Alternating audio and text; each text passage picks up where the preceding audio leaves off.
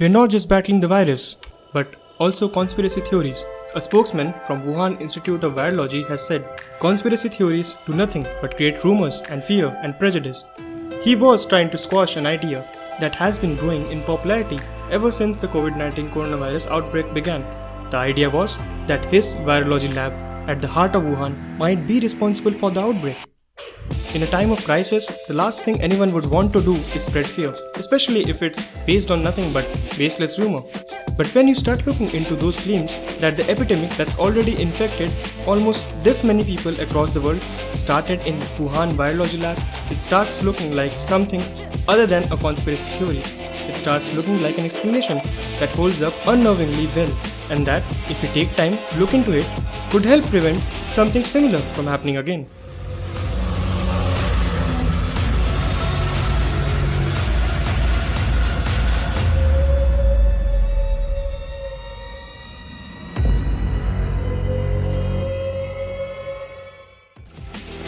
The official story is that COVID-19 started in a seafood market in Wuhan. Unclean animals sold there were carrying the virus. Chinese scientists have suggested, and as a result, some unlucky shoppers ended up becoming patient zeros for a global crisis. But there are some glaring problems with it. For one thing, the patients with COVID-19 have no connection to market whatsoever. They live nearby and they appear to have spread the disease to people who went there. But the real patient zeros never actually stepped foot inside it. Also, COVID-19 is believed to have been originated in bats, and this was a seafood market. Nobody was selling bats inside this market. Bats just aren't something people in Wuhan normally eat. A lot of people have pointed to Wuhan's Institute of Virology, which is just 30 minutes drive, for the seafood market. But if that's close enough for you, there's another lab that researches bat coronavirus that's even closer, the Wuhan Center for Disease Control and Prevention. It's not just on the other side of the town, it's on the other side of the street. The Wuhan Center for Disease Control and Prevention isn't just an administrative office. Scientists were inside that building actively conducting research, including studies on coronaviruses in bats. A lot of researchers in Wuhan were. It had been a major project for the city, and the Wuhan Institute of Virology took great pride in it. They were at the forefront in researching the causes of SARS, and it was the researchers who had proven that last SARS outbreak originated in bats. They had to look at an awful lot of sick bats to do it. Researchers had been gathering bats infected with coronavirus since last 2012, and they were focusing on ones that could spread their illness to human beings. The coronavirus that's spreading around the world at this very moment has been called novel because it's unique. It's different from the past diseases like SARS, about 30% different to be exact. That's not just a number we pulled out of our heads. Scientists have compared the genetic sequence of SARS to COVID-19, and they have found that they are about 70% similar.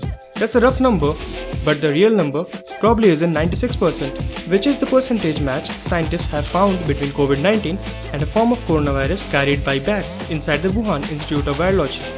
But wait a minute, you say, if those bats had the virus, there were probably bats all around Wuhan that had it, right? Afraid not. COVID-19 isn't just similar to bat coronavirus in general. It's similar to very specific strain of bat coronavirus carried by bats in Wuhan Institute of Virology. Not every bat coronavirus has 96% match. In fact, when another lab compared COVID-19 to their own bats, the closest match they could find was 88%, and those bats weren't local. If you were living in Wuhan and you really wanted to find one of those bats, you'd either have to go to the virology lab or to the place those bats had come from, Yunnan, Zhejiang, that's a little over 900 kilometers away.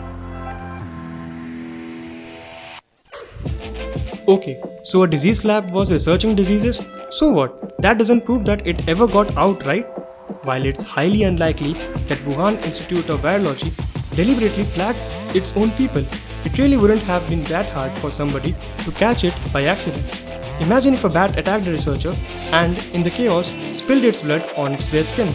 Or imagine if he got bit too close and got bat urine on his body. Or imagine both of these things happened to the same person not long before COVID-19 outbreak began. That's exactly what happened. According to a report by Chinese researchers Bo Tao and Lei Xiao, a researcher named Hyunhao Tian described these exact experiences in an interview with a newspaper. Tian claims he quarantined himself to keep from spreading these diseases. But even if he and his colleagues used every possible precaution, it's possible that the virus still could have leaked. One thing we have learned since the outbreak is that people can show no symptoms at all and still be infected. And according to a recent study, out of Japan, people who have recovered can still carry the virus. Of course, it's possible that the staff at Wuhan Institute of Virology just didn't use every possible precaution. It wouldn't be the first time someone's walked out of Chinese virology lab carrying a deadly sickness. In fact, it once happened twice in a single month. On April 4, 2004, a postgraduate student working at the virology lab in Beijing was diagnosed with SARS. She had gotten infected while researching the virus and, unaware that she was sick, walked out into the public and very nearly caused a second outbreak.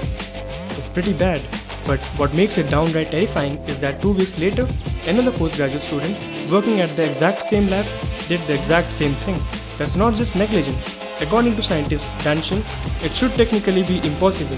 Normally, it's not possible to contaminate people even under level 2 confinement if the security rules are obeyed. He said after the incident, this suggests that there has been some mishandling of something.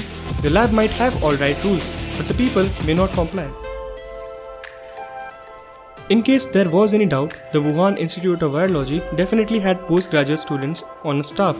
We can confirm that because on November 18, 2019, shortly before the breakout, the institute put up a job posting asking for postgraduate students to help study coronavirus in humans and bats.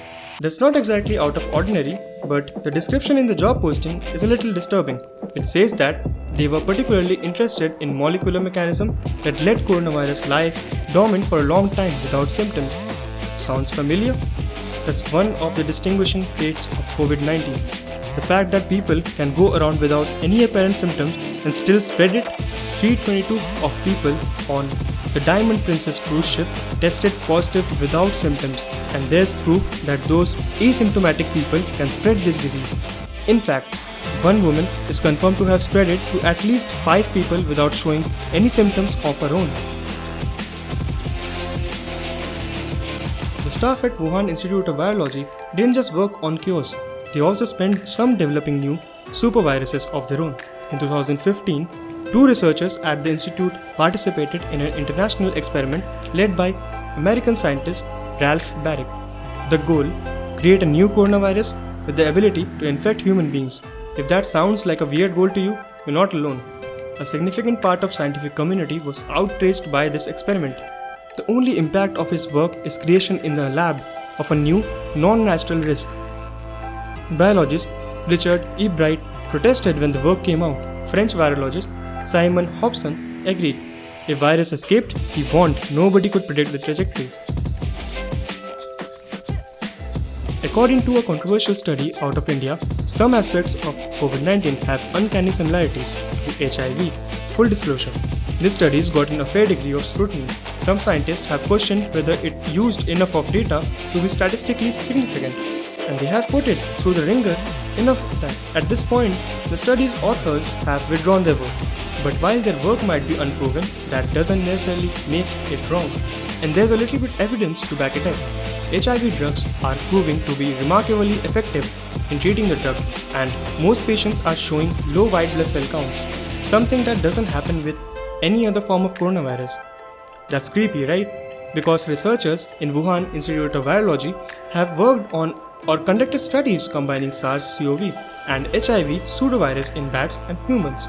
There's no hard proof that COVID-19 is a man-made virus, but if scientists ever find proof that it is, there's a lot of reason to be worried. Infectious disease specialist Daniel Lucy got the chance to review the documents and data China had in its possession when COVID-19 broke out, and he came out baffled. The whole story, he said, just didn't make any sense. China must have realized that the epidemic did not originate in Wuhan seafood market, Lucy told the press. Perhaps he was right.